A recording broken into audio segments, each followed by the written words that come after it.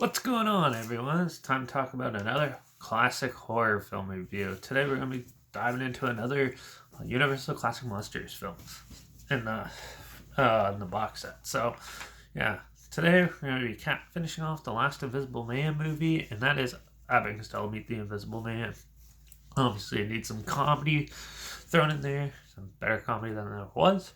So, yeah, Abbott and Costello Meet the Invisible Man was released by Universal March 7th, 1951.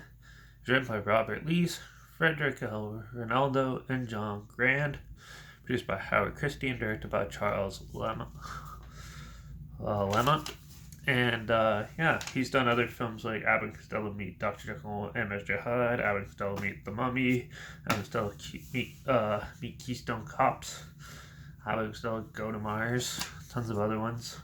He's also done, besides those, he's done other films like Mom, Pa, Kettle, Baby Burlesque, and War Babies, to name a few. This had a box office of $1.5 million. This was a big success because it was at the peak of Abbott and Costello's career. They're a comedy duo in the mid-40s to the mid-50s. They're super popular, doing like slapstick comedy and stuff. Before them, there was Laurel and Hardy. After Three Stooges kind of was also in the realm of this, and it's that sort of type of comedy, but they always thought it. So they did Abbott and Costello meets Frankenstein, then they did Meet the Mummy, and this one because of the success of how well comedy and the horror went together. So yeah, and at the end of Abbott and Costello Meet Frankenstein, it was an Invisible Man appearance, I guess you could say. So, how did this one turn out?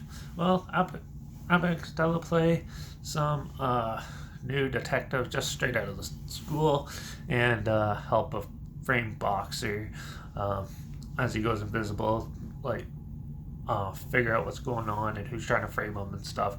But they learned the actual truth of it.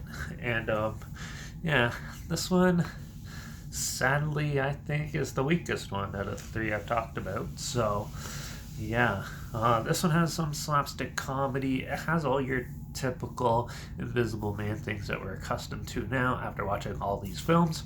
And yeah, it was just run of the mill. It was just your typical Invisible Man stuff, some odd slapstick stuff mixed in with your typical Abbott and Costello bickering and stuff. A lot of people like this one. I thought it was pretty boring. It took a while for stuff to happen, and then when it does, it's just stuff we've seen before and comedy that kind of fizzled out. I was kind of getting bummed out of it. I was actually pretty disappointed in this.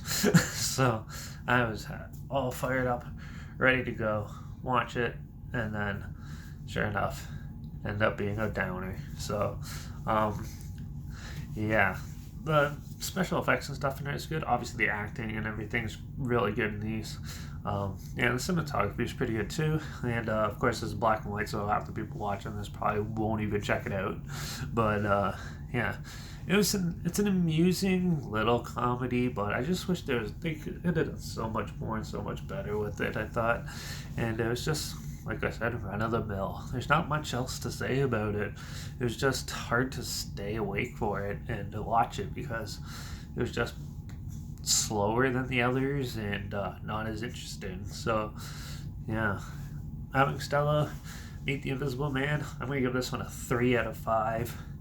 It was like, it's not the worst thing out there, but it's definitely the weaker of the three that I've talked about on this channel. So yeah, there's a chill link down below if this is something that you're interested in, or it sounds like it might be something you're interested in. You can check it out down below. Also, link down below is my Instagram. That's where I was clips of films I'm going to review in the future of my story. There's the film title and hashtag, and something on film and a hashtag, so you're aware of it. Also, down below is my Letterbox at Derek P Reviews. That's where I post my first starting right after watching the films. So yeah, following on one of those two channels to stay in the loop. One of those two platforms, stay in the loop. like this video, share it so more people are aware of it. Comment your opinions of the film down below if you have any. Also, let me know what your favorite Abbott and Costello film is, or your Universal Classic Monster film, if you want to. I'd love to hear your thoughts on those. And yeah, and also, if you have any films that you want to hear my opinions on in the future, or film franchises, comment those down below. Try to mention them as soon as I can, and if I can find them. But yeah, having Costello and the Invisible Man was a little bit of a disappointment.